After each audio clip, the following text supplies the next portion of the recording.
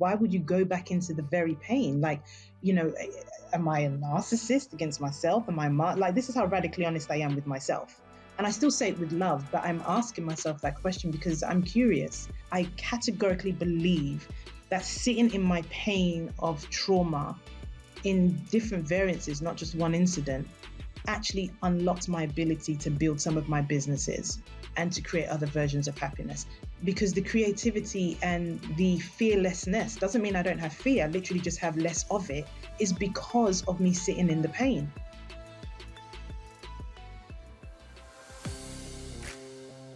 You're listening to another episode of Success with Purpose, where we hold conversations with the most holistically successful people we have the opportunity to connect with. We explore their journeys, their life-changing events, their perspectives, their mindset, and most importantly, their purpose. I'm Harry Goldberg, host, interviewer, and interrogator of this podcast. Father of the most incredible daughter in the world, husband of an incredible woman, and director and empowerment coach at Purpose Advisory. Hope you enjoy this episode, and don't forget to subscribe and like below. Now, let's begin. Yemi is a British-born Nigerian living in Sydney, Australia. She's an engineer by profession, an entrepreneur by passion, and a mindset transformation thought leader by mission. The life she currently leads was not planned, nor did she imagine it was even possible. She spent a big part of her childhood in Nigeria. She's been homeless. She's been a solo parent of 2 children from different fathers. And for context, for those of you who are about to listen to this conversation, the key trauma in her experience that she shares is from being sexually abused as a 7-year-old by her uncle, a family member that her parents and family trusted. And despite all of the challenges and many other challenges that she's faced as well, she's built this successful business. She's grown her amazing brand. She's established her family without support, like without extended family here. And she's an inspiration for everyone who struggles with their trauma. So I hope you enjoy this conversation. Yemi, welcome. Oh, thank you. I'm so excited. Why am I giddy? Like, what's going on? I'm giddy already, but thank you for having me. I wanted to start with a quote, which I took straight from your website, because I think it's a perfect way to introduce this conversation. And you said, "I've trod the path from homelessness to CEO. I've shed society's conventions to find fulfillment in my own choices.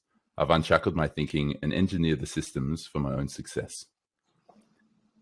I know, amazing, right? It's like, did I write that? I know. How you finished that paragraph with the word success. So if you ever engineered the systems for your own success, how do you define it?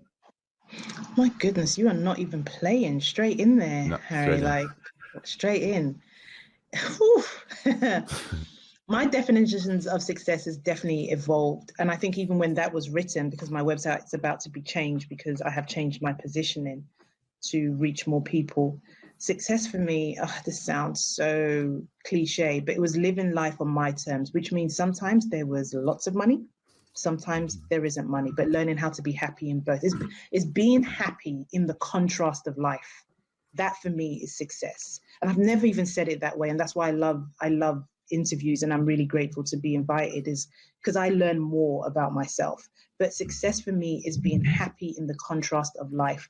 I'm struggling at the moment, if I can just share that small print, I'm struggling to find that true happiness for me where I am right now in life, but I'm here for it. And that's how I felt then, and it's definitely how I still feel today. So you said being happy in the contrast of life. What does that mean? So contrast for me is like the game of opposites, which once again, I just want to put the small print that these words only have the meanings we give it. So it's the good and the bad. So for me, the contrast, especially because money became a big part of my drive. And, we can go back to where that real big drive came, where I went from struggling to then becoming CEO and having multiple businesses.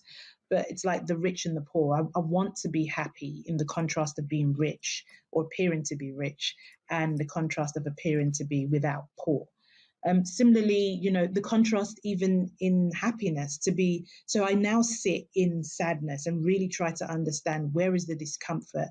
And when I have that inner dialogue of that contrast of, well, did you really think you were going to be happy every day, all day? And I do that as lovingly, so I don't beat myself down. But that's what I mean by contrast and anything. It's really interesting that we assume everything is a constant and that we are to be angry with ourselves or the world when we are experiencing the opposite, which is the contrast. I'm hearing this notion of there's a storm there. Do you just kind of try and find shelter, or do you dance in the rain? Oh, yeah. Ooh, I didn't make that up, rain. unfortunately. Yeah, but it just rolled off your tongue like you were part of the team that did. I think it's both.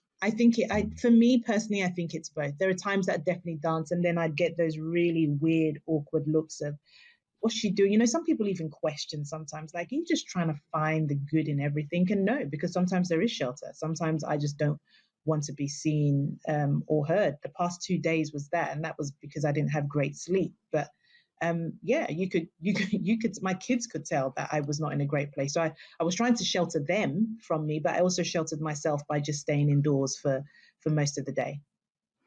And so how do you change that round? Because I imagine, sorry, I should rephrase with another question. Is that how you want to be? Like, do you want those 2 days of lull and sitting in sadness? Or do you have some desire to move away from it? Oh, no, I'm comfortable accepting it. I'm comfortable accepting it on the premise that I'm not in that shelter for too long, because I love experiencing life. I'm an experiential learner, which is why I've screwed up a number of times according to the standards of the world. I am a very experiential learner. I want to try. I'm not risky. Like, I'm not an adrenaline junkie. Like, I'm not jumping out of a plane for no reason. Like, I'm trying to stay alive, for me personally. But I want to experience. However, there's also something in that contrast, and I know I keep on saying it because I almost feel like that's where that joy is. Like, even though I had those down moments the past 2 days, like I was maybe in bed, I didn't get out of bed till 8:30, and that's just for context. That for me is long enough. I'm usually out by 6.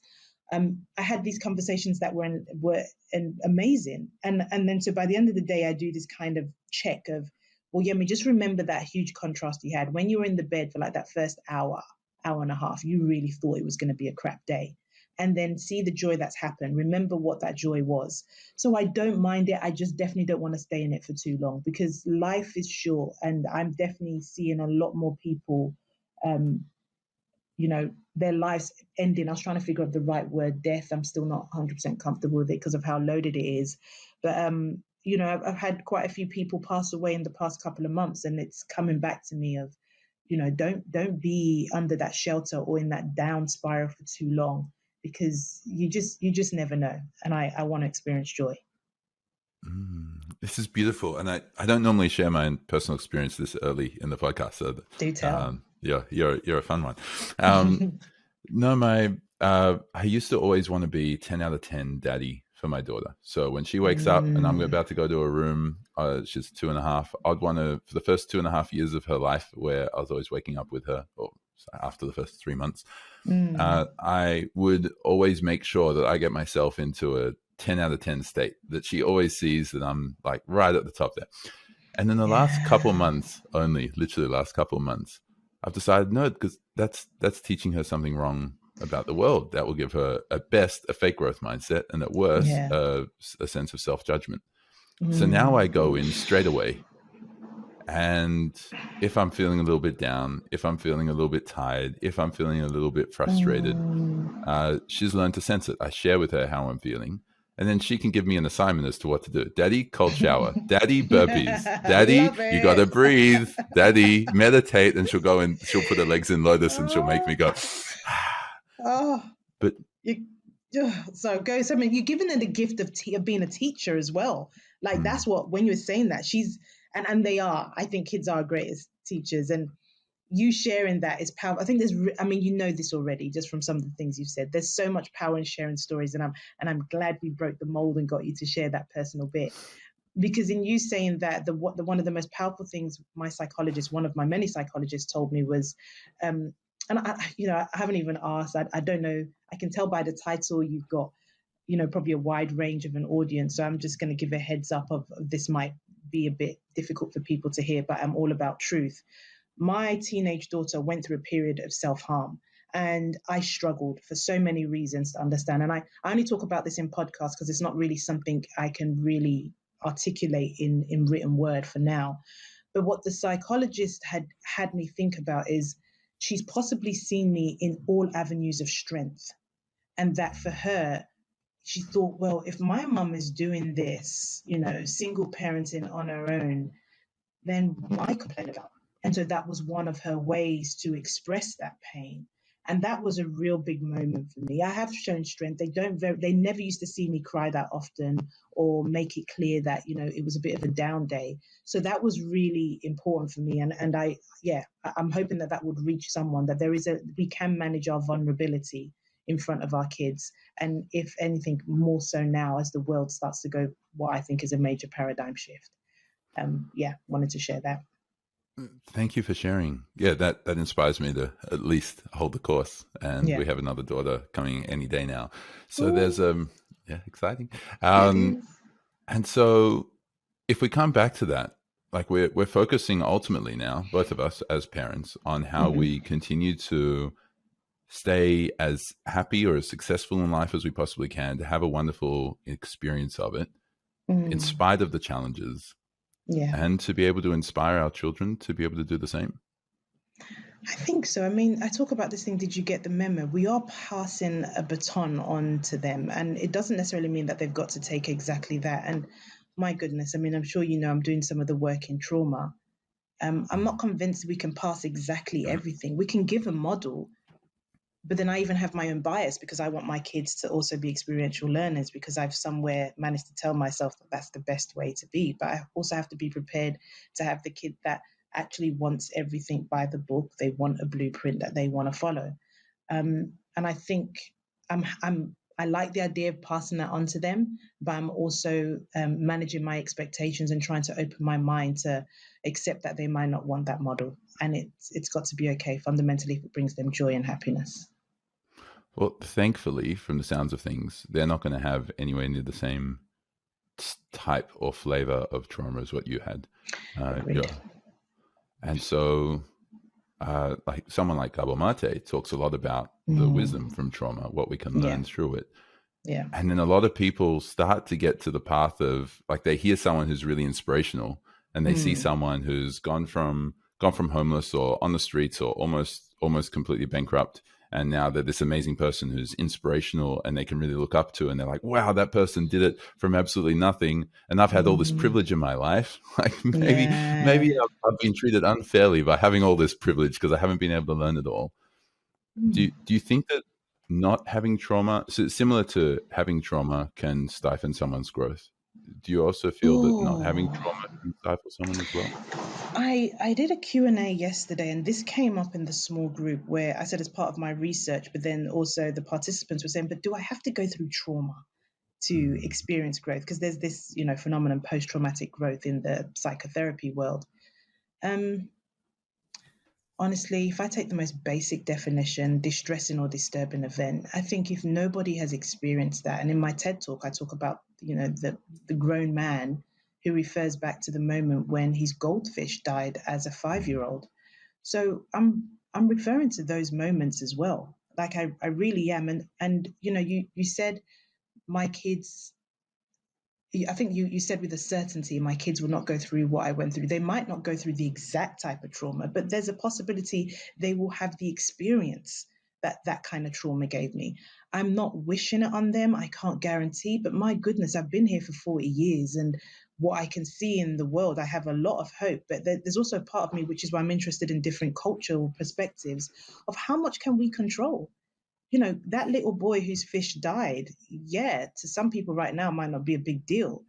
But to him then, and you could have had the richest parents in the world. Shoot, you could be Elon Musk's like kids. And I know, once again, I'm not even just making that relevant to money he has, but to the impact he's having on the world. There's something. So we can sit here and say, someone without trauma, possibly because they're probably sitting in guilt, thinking they haven't experienced anything bad and they have all the trauma. And I did a series of events for PwC in May, and there were two sides of the coins. I had young white men coming up to me with a form of trauma they don't know yet, but I'll bring up, which is, I don't know what to do when we're talking about diversity and inclusion. When a job opportunity comes up, I don't even know if I should go for it, because is there a possibility I'm taking somebody else's position? They actually think they have no trauma because they've had all privilege, but we're building something else. But that's a whole big topic I'm yet to unleash on the world. So I'm not convinced that they're without trauma, but even in itself, the idea that you've had or lived a perfect life is creating some sort of imbalance in you already. It brings me perfectly into a quote I heard you share at a keynote which you gave a while ago, which was, and I wrote it down because it's potent. You said, "Trauma unresolved only brings problems, while trauma resolves brings connection, compassion, and gratitude." Yeah. Damn, bro, are And you sure I'm saying that? I mean, maybe somebody else said it, but it feels like I'm always hearing it for the first time. But sorry, go on. well, in the context of what we're talking about, with trauma being an event, or in some ways what you're sharing, a perspective that someone holds as a result of their experience. Yeah. How do we work towards identifying it and then resolving it? Yeah. For some reason, I keep on going to Bessel van der Kolk's book, The Body Keeps the Score, but I want to take it down a different level because definitely read the book. And I love that he's now breaking down academia into words that everyday people can do. But I think most of the time our bodies tell us. I say, I've got a rotator cuff injury in my right shoulder. And even though I may not have done any exercise or done anything to aggravate it, when it starts to hurt, I usually know that what's happened is that some level of stress or whatever's going on in my body has gone to some of the weakest spots in my body. So it tells me.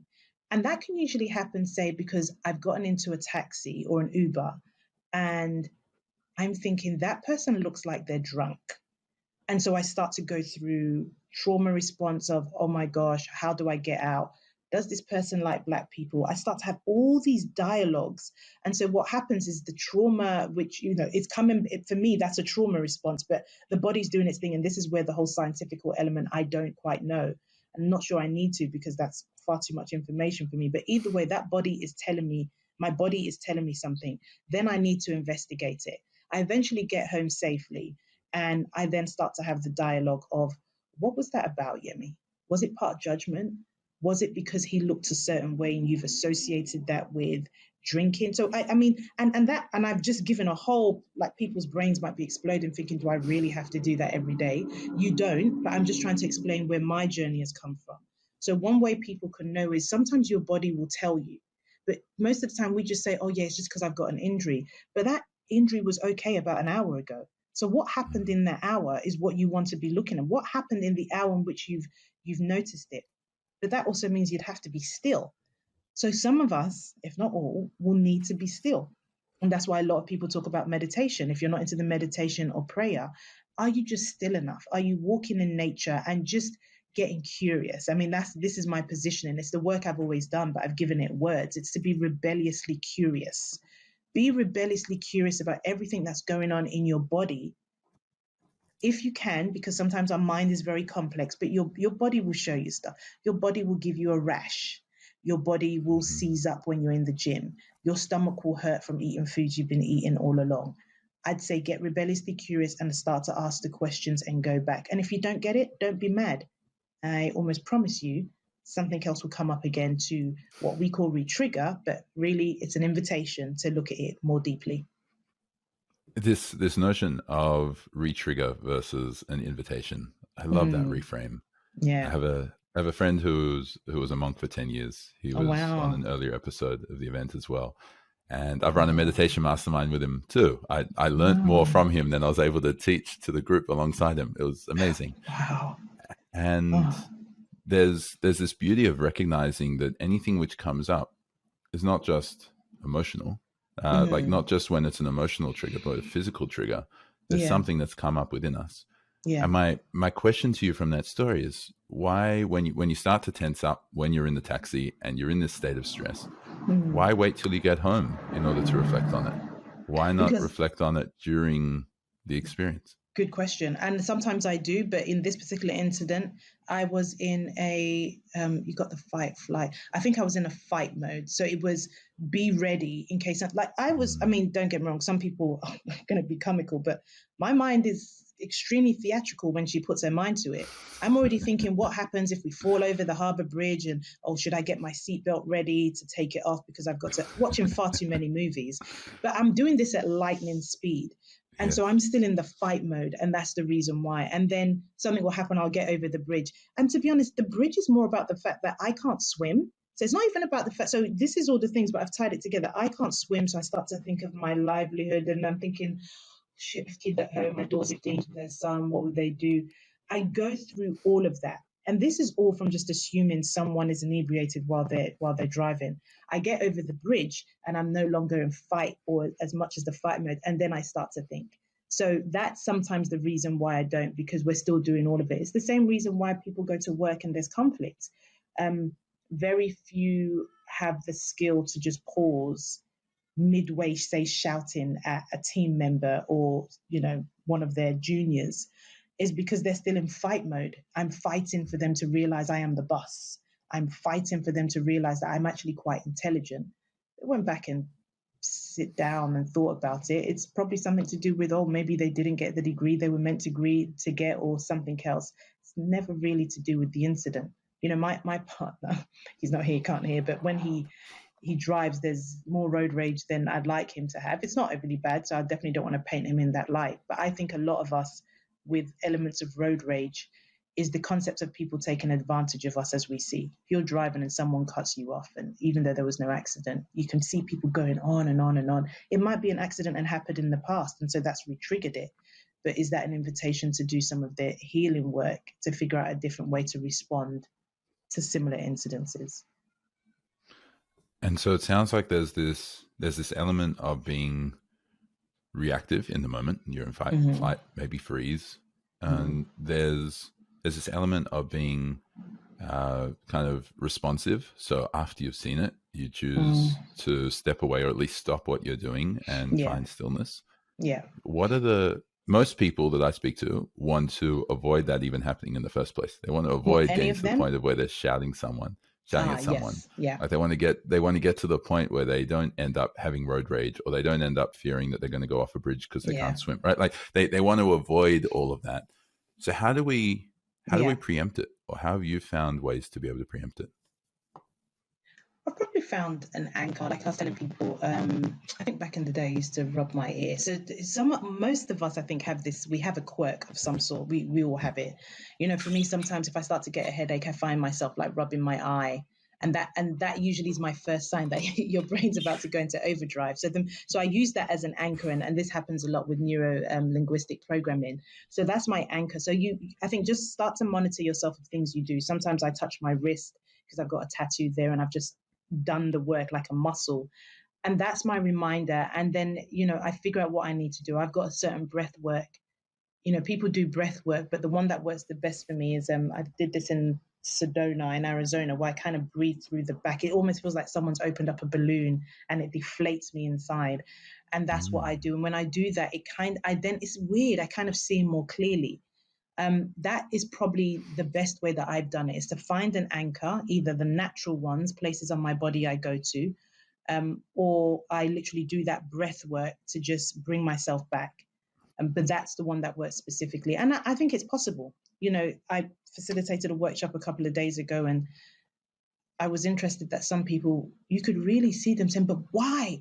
Why would he, she, they do that? And I remember that I was there at some point, because we're trying to understand something. And if you truly just took a breath and continue to do the work on the ego, you might actually find reasons why. But for me, the anchor is my pause button, and then I do the work. Okay. I guess everyone's able to find their own anchor, right? They can, and that's what I mean. If you just monitor what you do on it, I mean, even you'd have a loved one saying, "Oh, why does your eye always twitch when we get to this point?" That might be your anchor, and if you can maybe take it with humor and love. For some people, it's like their foot kind of like that nervous jingle. It doesn't have to be nerves, but everyone has the opportunity for an anchor. You can either create one or use one you already have. And if you can really pay attention just to yourself, we're not asking anything else, just pay attention to yourself and see what you do You could use it as an anchor, and you want to look for the thing that you do just before you're about to lose your shit. And if you can't find anything, then look for something. Tell yourself that the minute I do that, I'm going to touch my chest, touch my shoulder, or I don't know, start tapping fingers. You can create one if you don't have a natural one. Mm. And so this is talking about how to recognize when there's trauma. Recognize when you're triggered. Recognize when you're triggered. Yeah. And then how do we link that trigger to the trauma? Oh, you start to ask questions. You get rebelliously curious. If you can do it in real time there, great. The same way we expect people to use the muscle of going to the gym and, changing the structure of your body or keeping it as it is, we need to do it with thinking and doing it really quick. So you link it to trauma by asking questions. What did that, and being radically honest with yourself. I've got my rebellious curiosity, but it's very closely linked to being radically honest with self. You ask the question and and that's why I say with self, because the minute we speak it out, we think it's truth. And it doesn't have to be truth, but sometimes you can speak it out so it takes away power. You could say, well, the reason why I really got angry is because I'm nervous people are going to find out I'm a fraud. It doesn't mean it's the truth. It's just mean you've been radically honest as to why you were triggered. And then you need to start saying, well, why do I think I'm a fraud? Oh, because I didn't finish my GCSEs or my HSCs. Oh, but where did you get that from? And you just keep on doing it, but you do it with love and compassion. And the trauma, it does take work. The trauma could be you go to a meditation retreat or something, and a question is asked of your higher self, which typically sits somewhere in your subconscious or even unconscious. And it can say, that's trauma's come from because remember that time that teacher embarrassed you because you couldn't do your 9 times table? And since then, and that, what that whole thing I've just gone through, which just could be an example, is something that could effectively take 5 years in therapy. And we all know we don't have enough therapists to meet everyone's demands, especially in light of the past 2 years. So if you can just ask your questions and be radically honest, but be so kind to yourself, you just make a note. And then maybe you say, I'm going to go to the therapist because I think I need to talk about this incident in school when this happened, because it's actually stopping me. And all of that could just come from someone cutting you off on the road. But you'd have to go through the sequence. But the questions is how you link it to your trauma.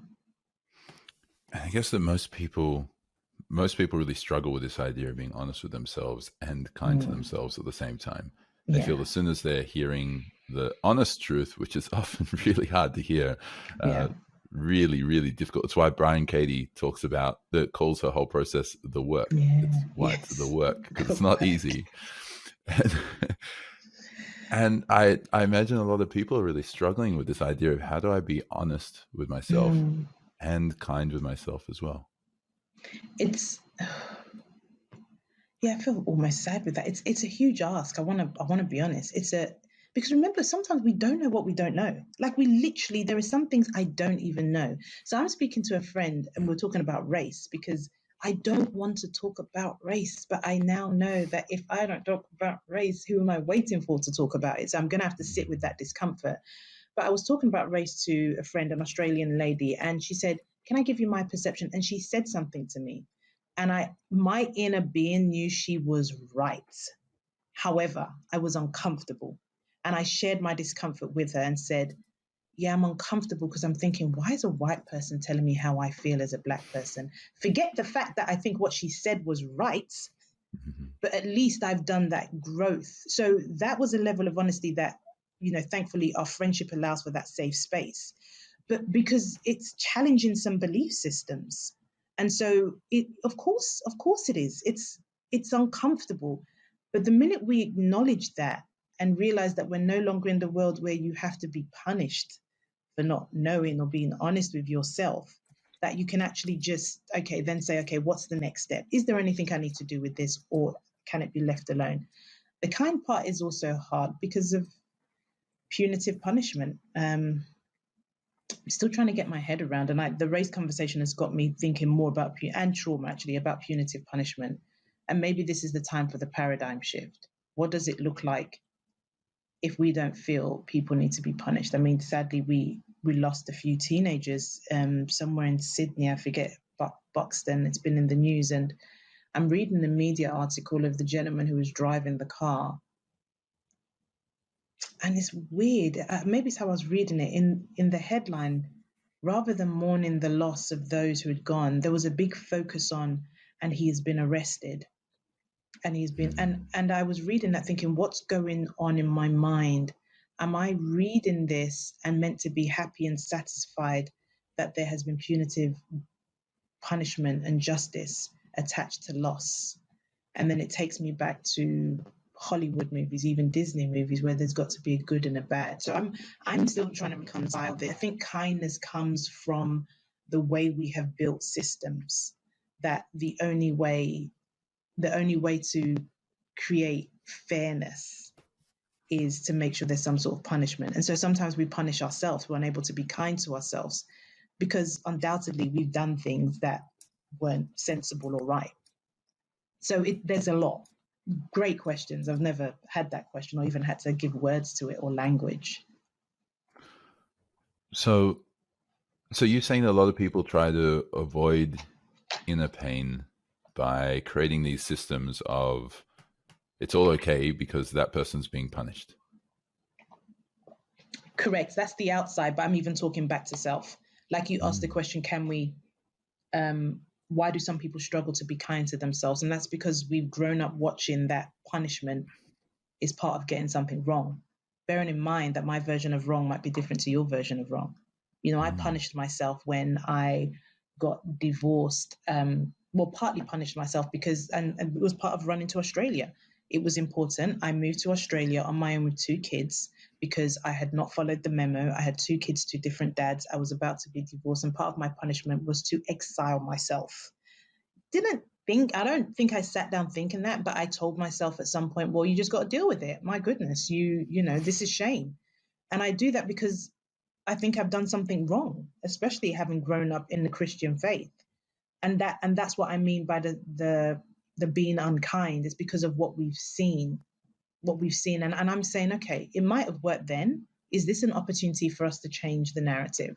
I think we are unkind to ourselves because we've seen other people be punished for stuff. And in order to continue with the ways of life is to be unkind to ourselves. If we can be kind to ourselves first, then I think we will give it out. This is beautiful to hear, because now I'm thinking back to, as part of your definition of success, and almost everyone's definition of success comes in with their kind of version of happiness, whatever version or whatever happiness means to them. And I suspect that most people desire some element of happiness. And the fact that happiness is on the pain-pleasure cycle, it's usually the opposite of sadness, meaning can't be there without sadness, is something that most people don't want to address. But it's part of that conversation. But you're talking about something with like rebellious curiosity and radical honesty. And as you're describing it, I'm hearing this idea of you've got to be able to be willing to sit with your inner pain and experience it. And so you're experiencing this pain, which is for most people the opposite of happiness. Yeah. And in order to have more success in your life, which is linked with happiness. And so therefore you got to go through unhappiness in order to have happiness, or you got to go through periods of feeling like you're completely unsuccessful to be able to become more successful. I don't like what you're saying, but it's true. That sounds nuts. But yeah, that's that. I know, and I don't know whether Gabor says it the same way, and I know there are a lot of teachers who are coming out, especially doing the work trauma. It is, if I hadn't sat in my pain and my discomfort, and I got invited to do that again, you know, I even attempted to speak and meet with my uncle who abused his power over me. And I remember asking myself similar question, because you're saying that. And the first thing in my mind, well, why would you do that? Why would you go back into the very pain? Like, you know, am I a narcissist against myself? Like, this is how radically honest I am with myself. And I still say it with love, but I'm asking myself that question because I'm curious. But I know, having tried it, which is why I was never going to have the audacity to come and speak. You know, I've started to do my PhD because I want to be even more responsible in the content I deliver. But it's unlocked creativity like no other. I categorically believe that sitting in my pain of trauma in different variances, not just one incident, actually unlocked my ability to build some of my businesses and to create other versions of happiness. I'm not saying it's all been perfect. I had to close down a business last year and lost money from it and learn from it. But I couldn't have even got there because the creativity and the fearlessness doesn't mean I don't have fear. I literally just have less of it, is because of me sitting in the pain. And I'm saying it's worth it. And it actually goes beyond me. It goes to my children. When people talk about intergenerational trauma, let's talk about intergenerational wisdom. Because if I didn't look at my stuff, which was triggered from my daughter going through things, because I was responding in a way that I had dealt with mine, which was to disassociate. Even though I was giving her love, I still disassociated. Me doing the work and sitting in the pain just makes the work slightly less for them. That's one of the greatest gifts you can give to other generations. Yeah, there's so much just coming up, and this is a deep conversation, very deep conversation. My first question on that is, how do you distinguish for people between sitting in the pain versus experiencing the pain?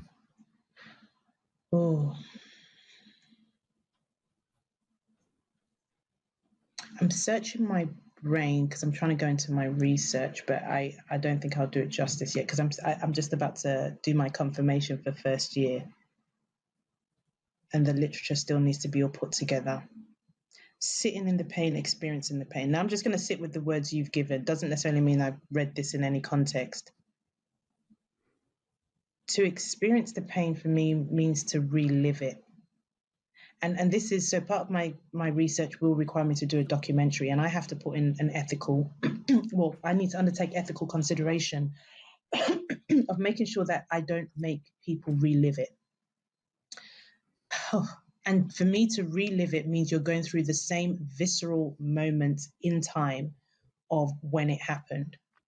I haven't seen any research, nor have I gone through my own personal experience to say that there's any value in that. Although I have, because I got taken through, it was a non-tradition, I can't remember, where I had to kind of walk through the incident. That was pretty scary. But was that part of the release? I don't know. So the experience in it for me is reliving it. There might be some modalities that says there's value in it. I think to sit in it is to acknowledge that you're no longer experiencing it, but you're just kind of watching it from the outside. So you remove yourself as an observer. That's probably the best way I could differentiate it. And I've never said this out loud, so I want to go back and just make sure that I make this as smooth as possible. For me to experience is to relive the exact visceral feeling that you had at the time of the trauma. To sit in it is to observe it. So you remove yourself from it to understand that you're no longer through it. I've had 2 drawings, paintings done of Yemi now and 7-8-year-old Yemi. And I love that because they're just 2 different, they're still me, but they're in different parts. And so for me, sitting in it is almost that picture. And I think you've just helped me with my next Instagram post, because that's exactly what I'm going to put. I love that. And the word which kept jumping out to me as you were sharing this, acknowledging it and observing it, is a sense of awareness. Yeah. Because we can very easily bring ourselves back to almost any memory that we have. It won't ever be the exact same as what the experience was, but we can convince ourselves it is. Yeah. And I'd imagine there's a difference when we feel that we're aware that we're not actually in that moment. Yes, awareness. While we attempt to still kind of connect with it. Yeah. I mean, you hear that word, but there was just something in it that just felt, like when a Tetris blocks are going in. Awareness. Awareness. Yeah. That's exactly it. More awareness. Yeah. Love it. But that's an uphill battle, right? It's a real uphill battle. It's the same uphill battle as trying to maintain a certain weight after you get to a certain age. You've got to keep on, literally. I'm heading to the gym and thinking, back in the day, this weight would have just dropped off like that. But then when you talk about uphill battle, I feel it's the same analogies, that we've still got to put the work in and maybe change. We've got to change, Jack Canfield, who I, got interviewed by him a couple of years ago. It's one of his, success principles, E+R=O. You have an event, and then plus the R, you have your response to that event, and that usually equates to the outcome. His theory is that, as with other people's theories, that your only influence, power of control, is in your response. So for every outcome I want, I've just got to keep on changing my response. And so it feels like an uphill battle because we think it's the same response all the time. It's a different response. How our parents responded probably to a recession is going to require something different to get the outcome we want. So it is an uphill battle, but I think that's because most of the time we're trying to solve things with the same mindset in which it was created. Yes, you can't solve a problem with the same mindset that created it. Yeah. And so what would your advice or suggestions be to someone who's starting out that really feels discouraged because it all feels like an uphill battle? It all feels so hard. There's this theory, and I'd love to get your view, where they say no knowledge is new knowledge. And then I watched the documentary of Elon Musk wanting to go to Mars, and I'm thinking, have we tried that before?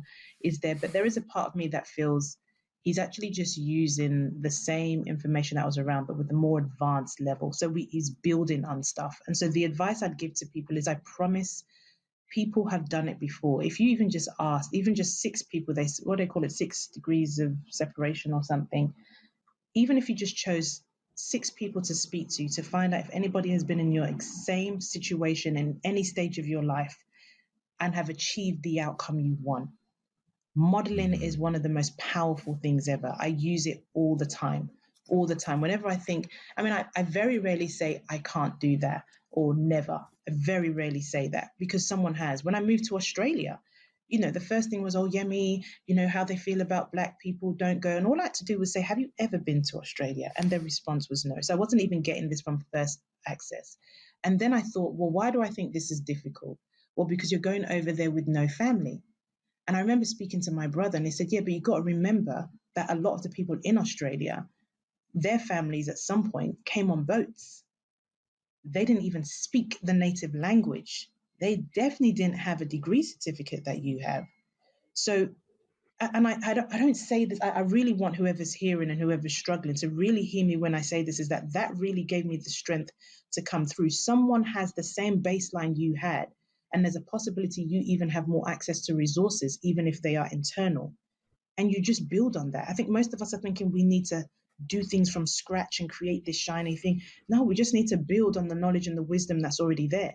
So if it feels uphill, every time you take that next, inkling up the step, just go back and look for the person who did it, whether 30, 20, 50 years ago, and then use your knowledge to build on it. It's by far one of the best models I've ever done in my work.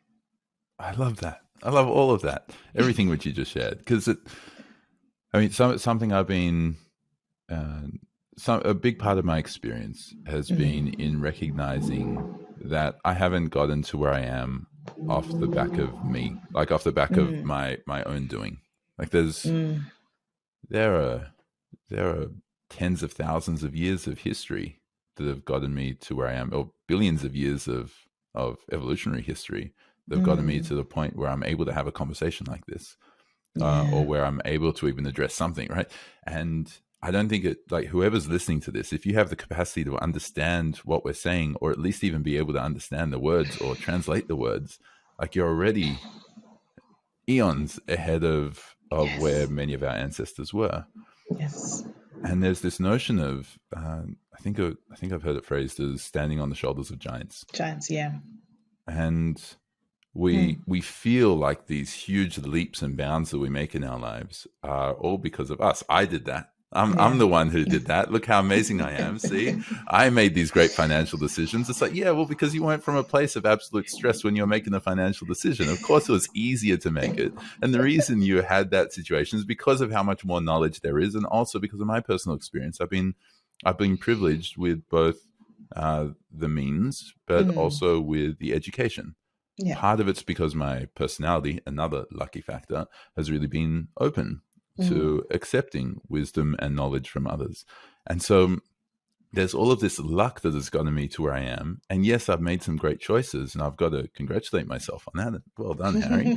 Take it. But there needs to be this element of humility. And when I started to accept that, I recognized, well, if I've gotten to where I am as a result of the support I've received, how can I find more support? You're talking about modeling. Yeah. For me, it was actually influenced by Tony Robbins talking about proximity is power. Who are you Yeah, choosing to absolutely. be in Yeah. your environment? Yeah. And I found that very powerful, Yes. because then I'm like, okay, how can I, if I've had some of the people who have been around me, family members and some friends I've been fortunate to connect with, and a couple of managers who were really helpful at the time of what I needed, and they've been my mentors, how can I find more mentors in line with not just the luck of where I've ended up, but in line with where I actually want to be? And to take more ownership of who's influencing me, because whoever's around me and whoever I'm accepting influence from is going to, again, raise me up and shape me to who I am and who I'm becoming. And Yes. that's why this podcast exists, because I want to make sure that I'm sharing the message of people who either are my mentors or who I'd love to be my mentors, to be able to share their message with the world, so that it can inspire someone to be able to hear what they need to hear when they're Yeah. not usually willing to go out and seek it. Yeah. It's beautiful. I mean, I really don't say it lightly when I say thank you. I mean, I try to be very intentional about podcasts I go on to, but having started a podcast myself, it's such a great gift. And I think you probably know this already. I think there's reciprocity. There's reciprocal giving and receiving in the mentor-and-mentee relationship. I know that I need probably a mentor or a mentee who is of a younger generation to myself, because I think they've got different drivers that typically the world can brush off, but we're really missing a beat. Doing a lot of work in universities at the moment, I hear and see things that I'd never have in my circle of friends. And so I similarly love Tony Robbins' Proximity is Power. I mean, when I heard that, it was the reason why I signed up to his Platinum group a couple of years ago, because I realized that to go to the next level, I probably needed to be uncomfortable. And when I say next level, it doesn't mean it's higher. It could be sideways or going deeper or whatever. But I, wholeheartedly agree with what you're saying. I just want to highlight that we can definitely learn from both ends, whether we are the mentee or the mentor. I love that, because we can always keep growing. That you're talking about this gift in giving. I think there's always more growth that you can have from people, from surrounding yourself with people that you want to be more like.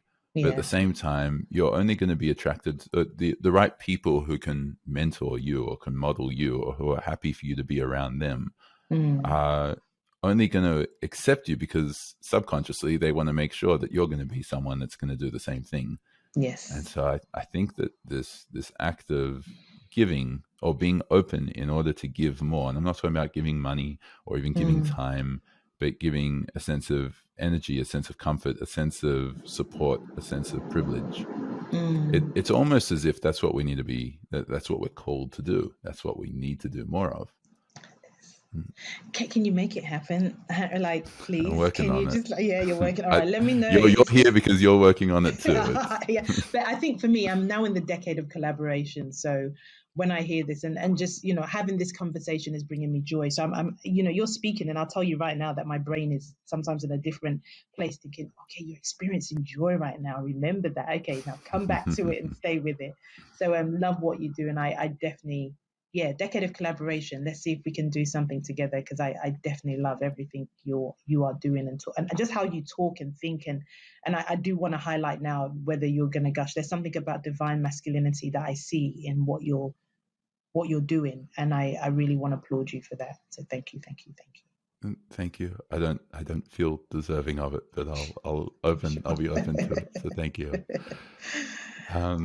And so in line with this, we started talking about this, because how do we inspire people, and how are we collaborating right now to be able to inspire people to do the really hard inner work, right? We all have traumas, and I'd imagine some trauma can be the extreme things, right? The being sexually abused, the witnessing someone you love causing self-harm, or the thoughts of suicide and ending your own life, or even and then, so those are like the extreme things, right?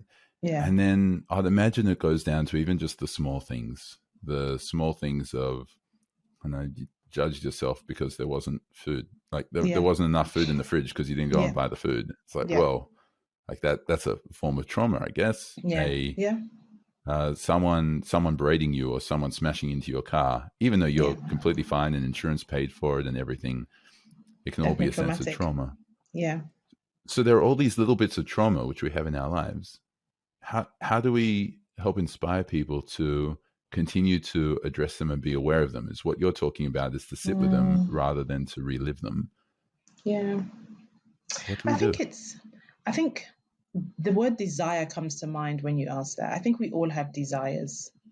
And if your desire is even to be free and to be happy or to be well off or to not have to deal with bills and stuff, there is a desire. I'd say start with your desire.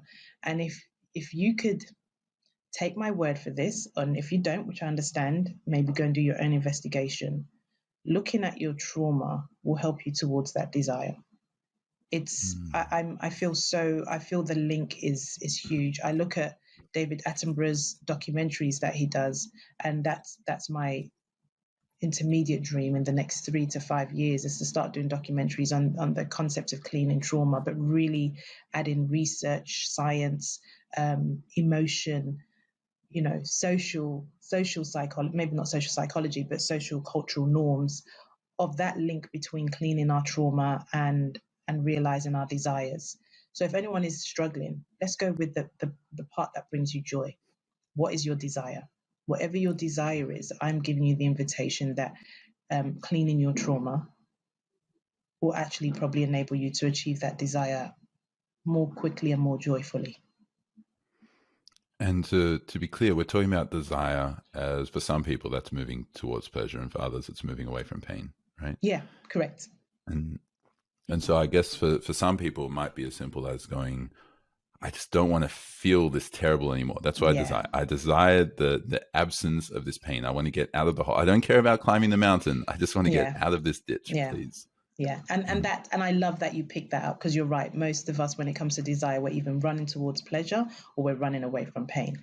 Either one of those. And as you continue to do the work, when you're away from the pain, I promise you that sweetness of getting the pleasure is great. But either way, I'd say look at the trauma, because the desires are so achievable. They really are. And so I guess another way of approaching that question is, I'm guessing that the people, like you're obviously a very caring, very empathetic, very loving person, but I imagine the people you care about most, aside from the work which you're doing to care about yourself, would be your children. Yeah. So how are you raising your children to overcome all the existing traumas or potential traumas that they have or will experience? So I need to speak the truth, because in about 10 years, I can imagine one of my kids like coming to this podcast saying, Mum, you were not speaking the truth. My kids, my daughter in particular, teenager, calls me savage. So as much as I am loving and all of that, I'm probably harder on my kids than I am on the average person. And there is still a lot of love there, but there is an element of, and I'm not suggesting this is right. I heard another interview yesterday, Kemi Nekpaville, who really explained it beautifully. Of what did she call it? Healthy neglect, which no one would like the sound of neglect. And even though I'm personally comfortable in that content, I don't want them to rely on me fully. So there is a part of me that does give this tough care and love, but with reason. So I don't know whether you grew up in the era whereby if you got told off or there was any level of punishment, sometimes there was no explanation for why it happened. And that really didn't close the loop for me. So with my son, you can't watch TV before school.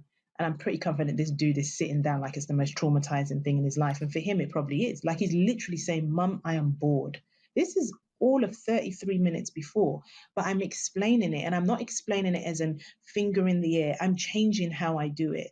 So I want to make that very clear, that especially with my kids, I'm probably actually doing it in a different way, because I have license, even though, there are some parenting courses that say, well, you're just a caretaker, which I acknowledge, but I'm a bit more intentional, because I can.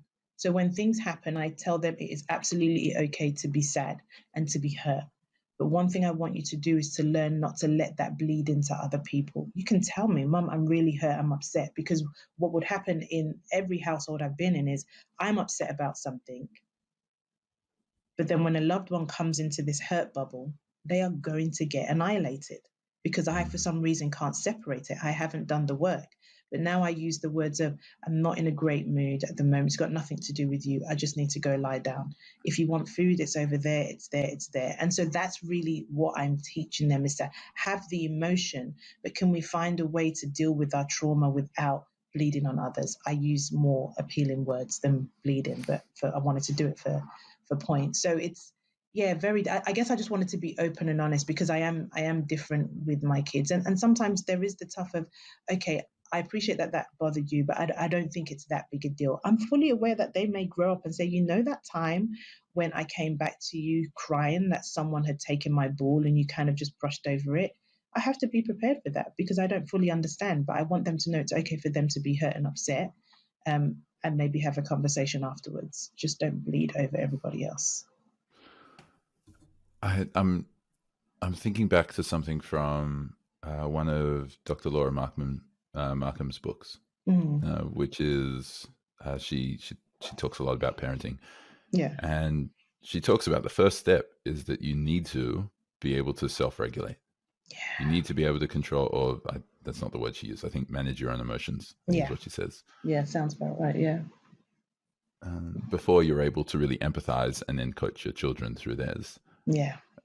And so once you do that, I mean, are you essentially trying to raise them to see you as the example for them, or are you trying to raise them to be able to just help them go through whatever they've got to go through?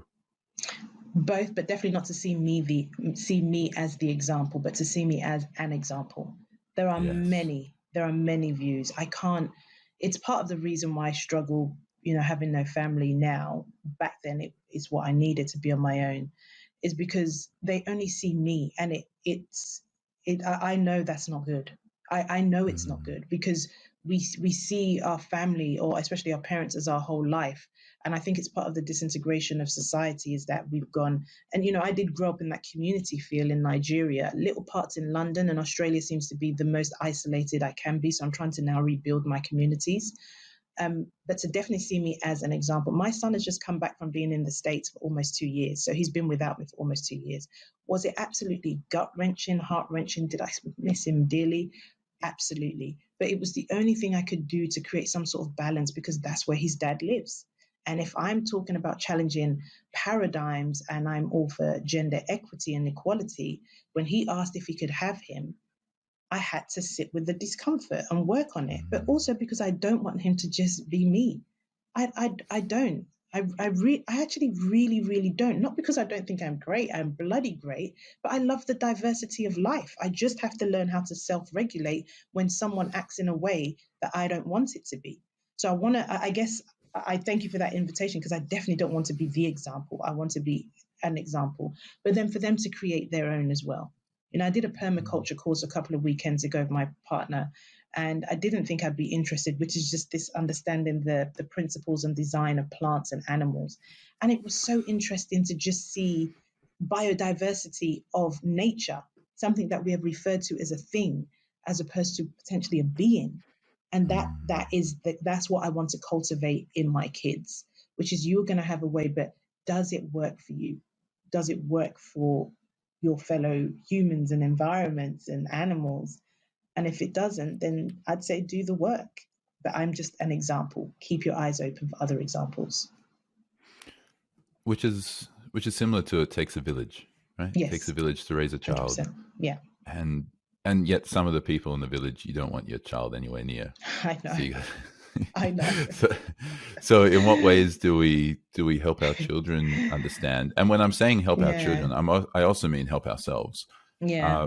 But in helping our children understand when to see someone as a warning versus when to see them as an example. Yeah.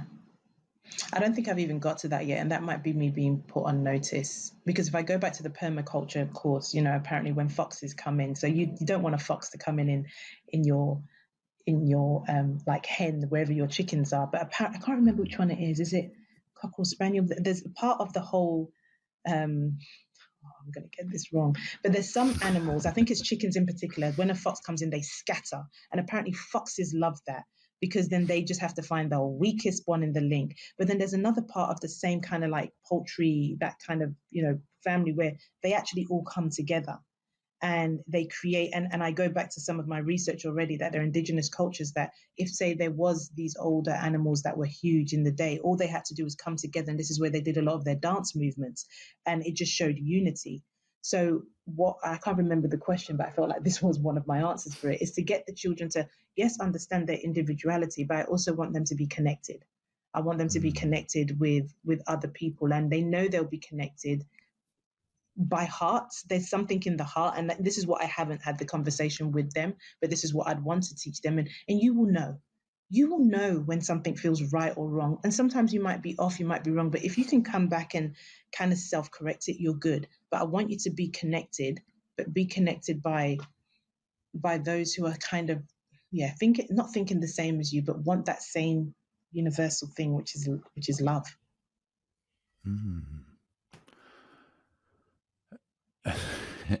So I see your brain going everywhere. Yeah, ping pong, all over the place. But you're talking. You just raised this amazing point. I was about to ask you another question, and then you raised that, and that side railed it. Yeah. And I realize you're talking about this self-love, and you're talking about this pursuit of love as something which is not the opposite of anything else. You didn't. Well, the way that I heard you describe that, it's not the opposite of hate or the absence of hate. You're describing love as just something which is always around you and it's always there. And I mean, a lot of people who are listening to this, if they've stayed with us for so long, because there's something that's been inspiring them, they probably started out listening to the conversation because they want to be more successful, and now they're hearing about all this stuff. Oh man, this is so hard. I don't want to do it. I mean, how is this kind of so in the direction from in the journey from homelessness to CEO, entrepreneur, influencer, thought leader, in this journey, how is all of this challenge of doing the really hard, really difficult inner work, the unshackling of your thoughts, the overcoming or the growing through your trauma, how's this all helped you? How did you go from homeless to CEO? How did you become such a successful entrepreneur when the odds were stacked against you from literally age 7? It would be doing the work. So I'll put that annoying kind of ad lib there, but for those who just like summaries, it would be doing the work. The homelessness was, I deviated from the memo. I got pregnant before I was meant to get married. So there was a certain route that I was meant to take according to the standards of the world of what success looks like. And it got to a place that I couldn't live at home anymore. But when I became homeless, and I remember myself sleeping at the door because I needed to be first at the queue to really ask for emergency housing, then I got put into what's the halfway house. And I remember, I'd graduated from uni, I had a first class degree, I had failed, so it wasn't without failure and then being successful again. And I just remember questioning when I was in on my bed and I saw this like rat run past, and you can hear people speaking 2 a.m. in the morning, whether it's dealing drugs or fighting. And just asking myself, do I want this? Is this where I want to be? So I think I got curious from that point. And without doing the work, because by then I was pregnant, I gave birth and life would have been busy. But every time I've come to a difficult juncture in my life, I've asked the question, is this what you want? Is this the feeling you want? And then I figured out what it is I need to do. As time has gone on, the move to Australia was huge because I think there's something very sacred about this land. But it was also where I came across personal development programs like Landmark and Tony Robbins. So even though I think I was skeptical about these things before, I had this theory of, but is anyone going to die if I go on this? And I was one of those people who'd go to these events and I'm like, I'm sitting at the back because I do not want to be called out and I need to be able to get out the minute I think this is all whack. So even with my kind of like dubiousness of these things, I was still willing to give it a go. And that's my invitation to people, still be willing to give it a go. And on doing all this personal development, it now came to a point of, okay, why does this still bother you? But why are you in Australia on your own? You have 6 other siblings and you're not with them. there is something in that story, Yemi. You need to look at it. And in looking at it, I was able to start to have empathy for myself, for my siblings, for my parents.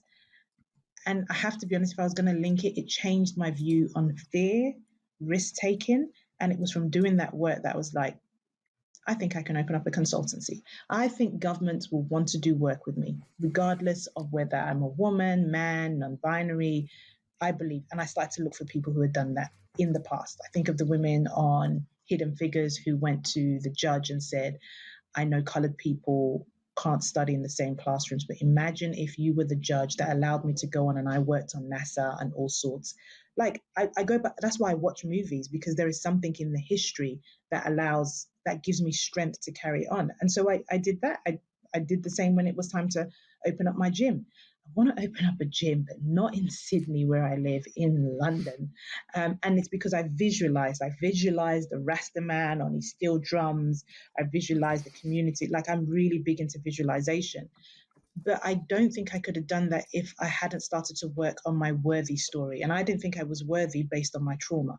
So it's all linked. And I've got a program coming up, Rebellious Curiosity Masterclass, where I work with people, because I've never done it before, but I wanted to find a formula. Being an engineer, I needed to find a formula of what exactly did cleaning my trauma do to allow me to be successful to open up businesses. I'm now in a different phase because I've sold the gym, the cafe closed down. I'm now doing a PhD, but believe I have plans for when that's done. Yeah, there's so much in that, but I think there's a formula, but I had to experience it first so that I can come back and teach. Yes. And I'm hearing the core of that message of not just to have empathy in yourself and for others, and also the belief in your own self-worth and visualizing what you want, making a reality, but just being willing to give it a go. Yes. And that's not just for personal development, and it's not just for some sport that you want to try out. It's for everything. That's the entrepreneurial spirit, right? Yeah. Give it a go. But if there is this crippling fear attached to giving it a go, then that's the work you need to go do. That's the work you need to go do. But why wouldn't you give it a go? If you can't, you must, right? And I'm mindful of our time. I've got a million more questions for you. I've got to come back again, that's for sure. This has been our first conversation, and there are going to be many more that we're going to be having. Absolutely. But maybe if we finish this off, what does your future look like? What's next for Yemi Penn? My future looks like focusing on getting my PhD done, but at the same time, continuing to build the brand of Yemi Penn in Australia, America. Definitely want to go into parts of Africa and Europe and the UK. So it's to really make it global. And I've sat with the ego satisfaction that wants that. And I'm okay with a little bit of that. But it's now because I believe I do believe I do have messages to share from a very different perspective. I don't tell anyone this is the way. It can't be. I don't have an understanding of all reality, but I do have a different perspective. So there's that, building my brand through sharing messages, speaking, but it's also to make documentaries. So I'm going to make a documentary following my PhD, but then the intent is to make documentaries like Sir David Attenborough did, where we're looking at the sustainability of planet, but I'm looking at sustainability of humanity, who are the custodians of the planet. And that is very clear to me now for the next half a decade to a decade. Wow. Wow. I love everything which you just shared. Are there any final thoughts that you'd like to share with the listeners before we finish up? It's funny, once again, cliche, but my goodness, if it works. We are the ones we have been waiting for. You are the one you have been waiting for. You break that down in any way you want. And if it's not you and you really don't think it's you, then support the person who you think it is. But I promise you, you're the one you've been waiting for. Thank you. Thank you. That was a beautiful conversation. There's so much wisdom from Yemi's message, from Yemi's story, from Yemi's journey, and how she's become who she is today. And I feel like I only got a small amount of it. I feel like we only got to the tip of the iceberg in that conversation, but I feel deeply honored to have been able to share her experience and share who she is and who Yemi is. For a quick recap of the conversation, we ran short on the time, so I wasn't able to read it out to her for her to be able to comment. But this is what I received from the conversation. Her definition of success has evolved. It used to be living life on her own terms, but now she describes as being happy in the contrast of life. Because nothing's constant and nothing's always amazing and nothing's always great. And sometimes you face a lot of challenges and sometimes you feel that you feel stuck and you feel like you're not able to get out of bed until 3 hours later compared to what you normally do. Sometimes it just feels low. And even though we have people that we look after, it's sometimes just let your kids know, look, I'm really not feeling great. There's food over in the kitchen. There's stuff for you. I'm sorry, I just need some time to myself. Like to Yemi, that's working through the trauma. And she's had a lot of trauma and a lot of what other people define as trauma. Although she doesn't quite define it in the same way. She doesn't look at it in the same way. As you heard that conversation, you probably noticed that she's not being held back by her trauma, but she's being empowered by it. And so she lives life in this idea of the game of opposites. Money is a big drive, but how can you be happy in the contrast of being rich, and what are all these stories that we have about it? And so we spoke about if you need to have trauma in order to grow, and you don't necessarily need to, but there are different types of trauma. And even people saying, I don't know what to do about diversity and inclusion. I have privilege. Am I supposed to take a step back? Am I supposed to push myself down? Am I supposed to not pursue opportunity? And that's a form of trauma. The not having food in the kitchen, that's a form of trauma. The being sexually abused when you're a child, a form of trauma. And they're all different forms of trauma. But what's most important is to recognize the stories that we create about the trauma that we've experienced. And then that way through having awareness. So before we were speaking about awareness, Yemi was talking a lot about how the body keeps the score and how she notices in her body where she tends to be feeling anxiety or stress or trauma. And so she notices certain triggers, and then she does breath work and she works on being radically honest at the same time as being rebelliously curious. Beautiful. When you're being radically honest with yourself, you're causing yourself discomfort. You're causing yourself to sit through and experience the frustration and the pain and the anger or the sadness or the loneliness. And you've got to actually sit through it. It's not about being happy, but working through it allows us to be able to grow. Yemi was sharing that her entrepreneurial growth was as a result of her failures, and then as a result of going through the traumas of her failures. She said that you don't have to be punished for not knowing what the next step is or not knowing what the reason is. You just need to decide what action you're going to take, how you're going to move forward. And that kindness comes from systems, but many of our systems also focus on punishing ourselves for not doing things that are kind to us. And so by trying to be kind to ourselves, we end up, or by trying to make sure that we're kind to ourselves, we end up punishing ourselves because we're not kind enough. And so when we spoke a lot about what her advice would be to someone that's feeling discouraged, because it's an uphill battle and it's a challenge and everything is a challenge. And how would you help your children? How do you help yourself? How do you help others? And the key message she shared is to just have awareness with the experience you have. Make sure that you're not reliving the trauma, but that you're observing it and you're witnessing it and you're learning from it. And then make sure that you model people who have shown you that life is greater and your potential is greater than what your mind can currently see. Most of us tend to believe that we are kind of limited just to what our circumstances are.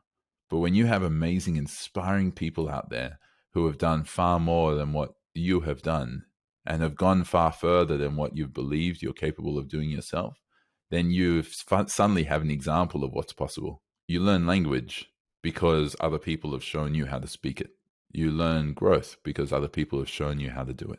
And so everyone in life can be a warning or an example. And so she shared just do the work. Like, you got to believe in your self-worth. You got to have empathy for yourself. You got to visualize it. You got to make it a reality. And so what's next for Yemi is just to continue to build her brand globally and just to continue to share her different perspectives. So thank you for sharing this experience with me of exploring what was a much deeper conversation than most, because we're not just talking about success in terms of how you build up a business or success of how you build your brand or success in terms of how you have a great family. We're talking about success as being able to overcome the frustrations, the challenges, the pain that we have experienced that we hold on to, and the success that we're able to have as a result of everything negative that comes in our lives and the beauty of all of that which exists. So thank you for joining me. I hope you enjoyed this episode of Success with Purpose, and I also hope that you feel capable to apply some of the perspectives and learnings from this episode in your own life. If you enjoyed this conversation, be sure to like and subscribe below. And until next time, live with purpose.